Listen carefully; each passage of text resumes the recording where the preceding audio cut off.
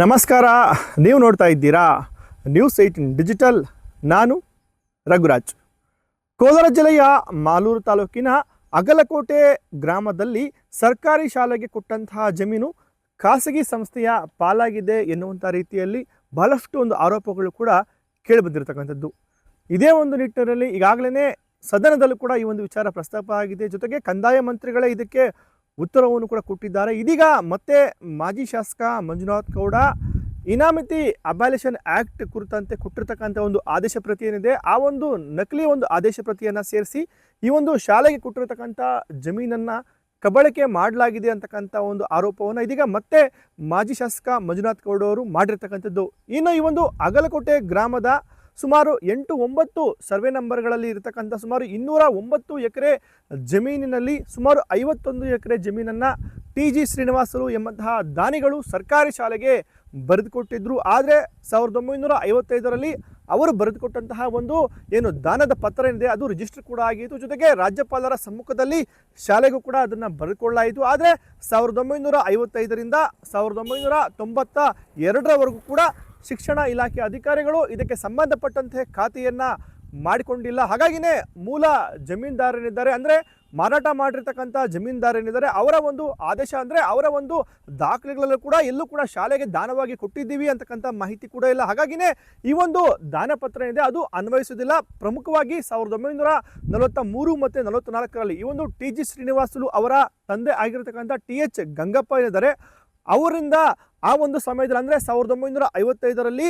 ಏನು TG ಶ್ರೀನಿವಾಸಲು ಅವರಿಗೆ ದಾನಪತ್ರ ಕೊಡಲಿಕ್ಕೆ ಅವರ ಹೆಸರಲ್ಲಿ ಪಹಣಿ ಇಲ್ಲ. ಹಾಗಾಗಿನೇ ಈ ದಾನ ಪತ್ರಕ್ಕೆ ಮಹತ್ವ ಇಲ್ಲ ಎನ್ನುವಂಥದ್ದು ಈ ಜಮೀನು ಖರೀದಿ ಮಾಡಿರ್ತಕ್ಕಂಥವರ ಪ್ರಸ್ತಾಪವಾಗಿರುತ್ತೆ. ಆದರೆ ಇದೇ ವಿಚಾರವಾಗಿ MLC ರವಿಕುಮಾರ್ ಅವರು ಮತ್ತು ಸಂಸದ ಸುಧಾಕರ್ ಅವರು ಕೂಡ ಬಹಳಷ್ಟು ಆರೋಪಗಳನ್ನು ಕೂಡ ಮಾಡಿದ್ರು. ಜೊತೆಗೆ MLC ರವಿಕುಮಾರ್ ಅವರು ಈಗಾಗಲೇ ಈ ವಿಚಾರವನ್ನು ಪ್ರಸ್ತಾಪ ಮಾಡಿದ್ರು. ಇದಕ್ಕೆ ಸಂಬಂಧಪಟ್ಟಂತೆ ಇತ್ತೀಚೆಗಷ್ಟೇ ಅಂದರೆ ಕಳೆದ ವಿಧಾನಸಭಾ ಅಧಿವೇಶನದಲ್ಲಿ ಕಂದಾಯ ಮಂತ್ರಿಗಳು ಆಗಿರ್ತಕ್ಕಂಥ ಕೃಷ್ಣ ಬೈರೇಗೌಡ ಅವರು ಕೊಟ್ಟಿರ್ತಕ್ಕಂಥ ಉತ್ತರವನ್ನು ಗಮನಿಸೋದಾದರೆ ಈ 51 ಎಕರೆ ಜಮೀನನ್ನು ಏನು ಶ್ರೀನಿವಾಸುಲು ಎಂಬುವರು ಶಿಕ್ಷಣ ಇಲಾಖೆಗೆ ದಾನವಾಗಿ ಕೊಟ್ಟಿದ್ದಾರೆ. ಆ ವೇಳೆಯಲ್ಲಿ ಶ್ರೀನಿವಾಸುಲು ಅವರ ಹೆಸರಲ್ಲಿ ಯಾವುದೇ ಪಹಣಿ ಕೂಡ ಇರೋದಿಲ್ಲ. ಹಾಗಾಗಿನೇ ಅವರು ಕೊಟ್ಟಂತಹ ದಾನ ಪತ್ರ ಮಹತ್ವ ಅದಕ್ಕೆ ಇರೋದಿಲ್ಲ ಅಂತಕ್ಕಂಥ ಮಾತನ್ನು ಕೂಡ ಹೇಳಿರ್ತಕ್ಕಂಥದ್ದು.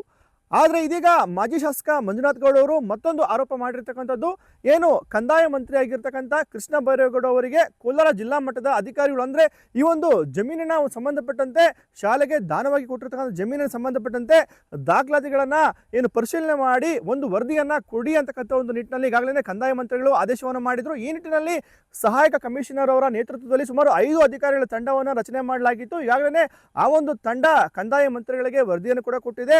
ಅಂದರೆ 1955ರಲ್ಲಿ TG ಶ್ರೀನಿವಾಸುಲು ಎಂಬುವರು ಶಿಕ್ಷಣ ಇಲಾಖೆಗೆ ಸುಮಾರು 51 ಎಕರೆ ಜಾಗವನ್ನು ದಾನವಾಗಿ ಕೊಟ್ಟಿರ್ತಾರೆ. ಆದರೆ ಆ ದಾನಪತ್ರ ರಿಜಿಸ್ಟರ್ ಕೂಡ ಆಗಿರೋದಿಲ್ಲ. ಜೊತೆಗೆ ಅಂದು TG ಶ್ರೀನಿವಾಸುಲು ಅವರು ಏನು ದಾನ ಕೊಟ್ಟಿದ್ರು ಆ ದಾನದ ಸಮಯದಲ್ಲಿ ಅವರ ಹೆಸರಲ್ಲಿ ಯಾವುದೇ ಜಮೀನು ಕೂಡ ಇರಲಿಲ್ಲ. ಅಂದರೆ ಏನು ಅವರ ತಂದೆ ಆಗಿರತಕ್ಕಂಥ ಗಂಗಪ್ಪ ಅವರು ಅವರ ಹೆಸರಿಗೆ ಅಂದು ಯಾವುದೇ ರೀತಿಯಲ್ಲೂ ಕೂಡ ವಿಭಾಗ ಆಗಿರೋದಿಲ್ಲ ಅಂತಕ್ಕಂಥ ಮಾಹಿತಿಯನ್ನು ಕೂಡ ಕಂದಾಯ ಮಂತ್ರಿ ಕೃಷ್ಣಬೈರೇಗೌಡ ಮಾಹಿತಿಯನ್ನು ಕೊಟ್ಟಿರ್ತಕ್ಕಂಥದ್ದು. ಆದರೆ ಇದೀಗ ಸಂಬಂಧಪಟ್ಟಂತೆ ಮತ್ತೆ ಮಾಜಿ ಶಾಸಕ ಮಂಜುನಾಥ್ ಗೌಡ ಅವರು ಮತ್ತೊಂದು ಆರೋಪವನ್ನು ಮಾಡಿರ್ತಕ್ಕಂಥದ್ದು, ಕೋಲಾರ ಜಿಲ್ಲಾಡಳಿತ ವತಿಯಿಂದ ನೇಮಕ ಆಗಿರ್ತಕ್ಕಂಥ ಈ ಸಹಾಯಕ ಕಮಿಷನರ್ ಅವರು ಮತ್ತೆ 5 ಅಧಿಕಾರಿಗಳ ತಂಡ ಏನಿದೆ ಅವರು ಕಂದಾಯ ಮಂತ್ರಿಗಳಿಗೆ ಸುಳ್ಳು ಮಾಹಿತಿಯನ್ನ ಕೊಟ್ಟಿದ್ದಾರೆ ಎಂಬಂತಹ ಆರೋಪವನ್ನು ಕೂಡ ಮಾಡಿರ್ತಕ್ಕಂಥದ್ದು. 1959ರಲ್ಲಿ ಈ ಇನಾಮಿತಿ ಅಬಾಲಿಷನ್ ಆಕ್ಟ್ ಏನು ಬರುತ್ತೆ, ಆ ಆಕ್ಟ್ ನಡಿ ಎಲ್ಲ ಜಮೀನು ಕೂಡ ಸರ್ಕಾರಕ್ಕೆ ಹಿಂದಿರುಗುತ್ತೆ. ಆನಂತರ TG ಶ್ರೀನಿವಾಸ ಅವರಿಗೆ ಸುಮಾರು 209 ಎಕರೆ ಜಮೀನು ವಾಪಸ್ ಆಗಿದೆ ಅಂತಕ್ಕಂಥ ಮಾತನ್ನು ಕೂಡ 1959ರಲ್ಲಿ ಇನಾಮಿತಿ ಅಬಾಲಿಷನ್ ಆಕ್ಟ್ ಏನು ಜಾರಿಯಾಗಿರುತ್ತೆ ಆ ಜಾರಿ ಸಂಬಂಧವಾಗಿ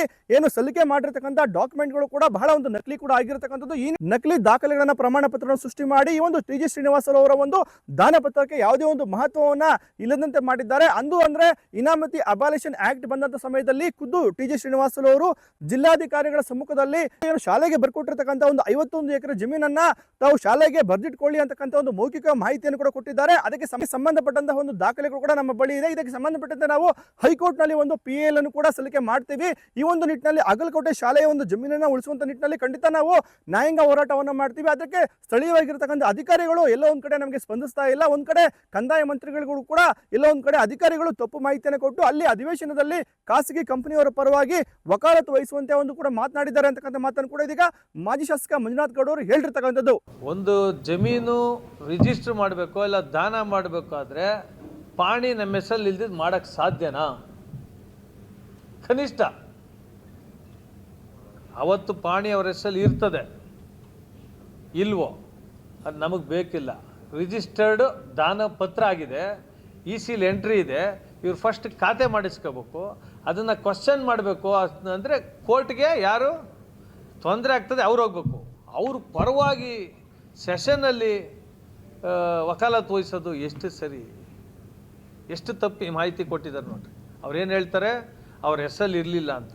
ಯಾಕೆ ಅವ್ರ ಹೆಸರಲ್ಲಿ ಇದ್ದು ಆಮೇಲೆ ಪಾಣಿ ತೆಗ್ದು ಇನ್ನೊಂದು ಪಾಣಿ ಸೇರ್ಸೋಕ್ಕಾಗಲ್ವಾ? ನೂರಾರು ಕೋಟಿ ರೂಪಾಯಿ ಆಸ್ತಿ, ಕನಿಷ್ಠ ಜ್ಞಾನ ಇರ್ಬೇಕಲ್ಲ. ಎಲ್ಲ ಜಿಲ್ಲಾಡಳಿತ ಪ್ರತಿಯೊಬ್ಬರು ಇನ್ವಾಲ್ವ್ ಆಗಿದ್ದು ಮಾಡ್ತಾ ಇರೋದು. 51 ಎಕರೆ ಶಾಲೆಗೆ ಸೇರ್ಬೇಕಾದ ಜಮೀನ ತಗೊಳ್ರಿ ಅಂತ ಹೇಳಿದ್ರೆ ಇಲ್ಲಿನ BO CDPO ಇನ್ನೂ ಮುಂದೆ ಬರ್ತಾ ಇಲ್ಲ. ಹಾಗಾಗಿ ಕಾನೂನು ರೀತಿ ಹೋರಾಟ ಮಾಡ್ತೀವಿ ನಾವು, PIL ಹಾಕ್ತೀವಿ, ಆಗ ಡ್ಯಾನ್ಸ್ ಶುರು ಆಗ್ತದೆ. ಇವರೆಲ್ಲ ಹೇಳ್ದವರೆಲ್ಲ ಬರ್ಬೇಕಾಗ್ತದೆ. ಪಾಪ ಕೃಷ್ಣ ಬೈರೇಗೌಡರನ್ನ ಇದರಲ್ಲಿ ಸ್ಕೇಪ್ ಗೋಟ್ ಮಾಡಿದ್ದಾರೆ. ಏನೋ ಒಂದು ರಿಫಾರ್ಮ್ಸ್ ತರಬೇಕು ಅಂತ ಅವ್ರು ಹೊರಟಿದ್ದಾರೆ. ಅಂಥವ್ರ ಕೈಯಲ್ಲಿ ಇಂಥ ಒಂದು ಸುಳ್ಳು ಹೇಳಿಸ್ತಾರೆ ಅಂದರೆ ಅದಕ್ಕೊಂದು ಪ್ರೂಫ್ ಕೊಡ್ತೀನಿ. 51 ಎಕರೆ ಕೊಟ್ಟ ಮೇಲೆ ಏನಾಗಿದೆ ಅಂತ ನೋಡಿ. 51 ಎಕರೆ ಅವರಿಗೆ ದಾನ ಮಾಡಿರ್ತಾರಲ್ಲ, ಆಮೇಲೆ ಇನಾಮ್ ಅಬಾಲಿಷನ್ ಆ್ಯಕ್ಟ್ ಬರ್ತದೆ. ಎಲ್ಲ ಪ್ರಾಪರ್ಟಿನೂ ಗೌರ್ಮೆಂಟ್ ತಗೊಬಿಡ್ತದೆ. ತಗೊಂಡ ಮೇಲೆ ಮತ್ತೆ ಗ್ರ್ಯಾಂಟ್ ಮಾಡೋದು, ಮತ್ತೆ ಕೊಡೋದು. ಅಲ್ಲಿ ಹೇಳಿಕೆ ಕೊಡ್ತಾರೆ ಇನಾಮ್ ಅಬಾಲಿಷನ್ DC ಮುಂದೆ. ಇದೇ ಶ್ರೀನಿವಾಸ್ ಅವ್ರು ಹೇಳ್ತಾರೆ, ನೀವೆಲ್ಲ ಗೌರ್ಮೆಂಟಿಗೆ ತಗೊಂಡಿದ್ದೀರಾ, ಇದರಲ್ಲಿ 51 ಎಕರೆ ಶಾಲೆಗೆ ಕೊಟ್ಟಿದ್ದೀವಿ ಅಂತ ಅವರೇ ಹೇಳ್ತಾರೆ. ಹೇಳಿಕೆ ಆ ಹೇಳಿಕೆ ಕೊಟ್ಟ ಮೇಲೂ ಇವ್ರಿಗೆ ನಮಗಾಗಿದೆ ಅಂತ ಹೇಳ್ತಾರಲ್ಲ, ಅದೇ ಆ ಇನಾಮ್ ಅಬಾಲಿಷನ್ದು ಆರ್ಡ್ರ್ ಇದೆಲ್ಲ ಅದೇ ಬೋಗಸ್ ಅಂತ ನಾವು ಹೇಳ್ತಾರೆ. ಇನ್ಸರ್ಟ್ ಮಾಡಿರೋದು ಈ ಹೇಳಿಕೆ ಕೊಟ್ಟ ಮೇಲೆ ಗವರ್ನರ್ ಹೆಸರಲ್ಲಿ ಪಾಣಿ ಇದು EC ಬಂದ ಮೇಲೆ ಯಾವುದೇ ಕಾರಣಕ್ಕೂ DC ಅವರು ಮಾಡಲಿಕ್ಕೆ ಬರೋದೇ ಇಲ್ಲ. ಒಟ್ಟಾರೆಯಾಗಿ ಕೋಲಾರ ಜಿಲ್ಲೆಯ ಮಾಲೂರು ತಾಲೂಕಿನ ಅಗಲಕೋಟೆ ಒಂದು ಗ್ರಾಮದಲ್ಲಿ ಸುಮಾರು ನೂರಾರು ಎಕರೆ ಒಂದು ಬೆಳೆ ಬಾಳ್ತಕ್ಕಂಥ ಜಮೀನು ಇರ್ತಕ್ಕಂಥದ್ದು. ಆ ಒಂದು ಜಮೀನಿನಲ್ಲಿ ಸುಮಾರು 51 ಎಕರೆ ಜಾಗವನ್ನ ಒಂದು ದಾನಿಗಳು ಆಗಿರ್ತಕ್ಕಂಥ TG ಶ್ರೀನಿವಾಸಲು ಅವರು ಸುಮಾರು 51 ಎಕರೆ ಜಮೀನನ್ನ ಸರ್ಕಾರಿ ಶಾಲೆಗೆ ಬರೆದು ಕೊಟ್ಟಿದ್ರು ಕೂಡ 1992ರವರೆಗೂ ಕೂಡ ಇದು ಯಾವುದೇ ರೀತಿಯಲ್ಲಿ ಕೂಡ ಪ್ರಸ್ತಾಪ ಆಗಿರದ ಕಾರಣಕ್ಕಾಗಿ ಈ ಒಂದು ಜಮೀನು ಒಂದು ಹಸ್ತಾಂತರ ವಿಚಾರ ಕೂಡ ಮೂಲೆ ಗುಂಪಾಗಿರ್ತಕ್ಕಂಥದ್ದು. ಈ ನಿಟ್ಟಿನಲ್ಲಿ ಈಗಾಗಲೇ ಆ ಒಂದು ಜಮೀನು ಈಗಾಗಲೇ ಖಾಸಗಿಯವರ ಪಾಲು ಕೂಡ ಆಗಿದೆ. ಅಂದ್ರೆ ಆ ಒಂದು TG ಶ್ರೀನಿವಾಸಲು ಅವರಿಂದ ಖರೀದಿ ಮಾಡಿರ್ತಕ್ಕಂಥವ್ರು ಮತ್ತೊಬ್ಬರಿಗೆ ಈಗಾಗಲೇ ಮಾರಾಟ ಕೂಡ ಮಾಡಿರ್ತಕ್ಕಂಥದ್ದು. ಆದ್ರೆ ಇದೇ ನಿಟ್ಟಿನಲ್ಲಿ ಇನಾಮತಿ ಅಬಾಲಿಷನ್ ಆಕ್ಟ್ ಏನಿದೆ ಆ ಒಂದು ದಾಖಲೆಗಳನ್ನ ತಿರುಚಿ ಮತ್ತೆ ನಕಲಿ ದಾಖಲೆ ಪ್ರಮಾಣ ಪತ್ರಗಳನ್ನು ಸೃಷ್ಟಿ ಮಾಡಿ ಈ ಒಂದು ಜಮೀನನ್ನ ಸರ್ಕಾರಿ ಶಾಲೆಗೆ ಹೋಗದಂತೆ ತಡೆಯಲಾಗಿದೆ ಅಂತಕ್ಕಂಥ ಒಂದು ಆರೋಪಗಳನ್ನು ಕೂಡ ಇದೀಗ ಮಾಜಿ ಶಾಸಕ ಮಂಜುನಾಥ್ ಗೌಡ ಅವರು ಮಾಡಿರ್ತಕ್ಕಂಥದ್ದು. ಜೊತೆಗೆ ಕಂದಾಯ ಮಂತ್ರಿಗಳಿಗೂ ಕೂಡ ಈ ಒಂದು ತನಿಖಾಧಿಕಾರಿಗಳು ತಪ್ಪು ಮಾಹಿತಿಯನ್ನು ಕೊಟ್ಟಿದ್ದಾರೆ ಅಂತಕ್ಕಂಥ ಒಂದು ಆರೋಪವನ್ನು ಕೂಡ ಮಾಡಿರ್ತಕ್ಕಂಥದ್ದು. ರಘುರಾಜ್, ನ್ಯೂಸ್ 18 ಕೋಲಾರ. ನಿರ್ಭೀತ, ನಿಷ್ಪಕ್ಷಪಾತ, ವಿಶ್ವಾಸಾರ್ಹ ಸುದ್ದಿಗಳಿಗೆ ಮತ್ತೊಂದು ಹೆಸರಾಗಿರುವ ನ್ಯೂಸ್ 18 ಕನ್ನಡ ಈಗ ಆಪ್ನಲ್ಲೂ ಲಭ್ಯವಿದೆ. ದಯವಿಟ್ಟು ಇಲ್ಲಿರುವ QR ಕೋಡ್ ಸ್ಕ್ಯಾನ್ ಮಾಡಿಕೊಂಡು ಆಪ್ ಡೌನ್ಲೋಡ್ ಮಾಡೋದಕ್ಕೆ ಮರಿಬೇಡಿ. ನಿಮ್ಮ ಬೆಂಬಲ ಹೀಗೆ ಸದಾ ನಮ್ಮೊಂದಿಗಿರಲಿ. ಧನ್ಯವಾದ.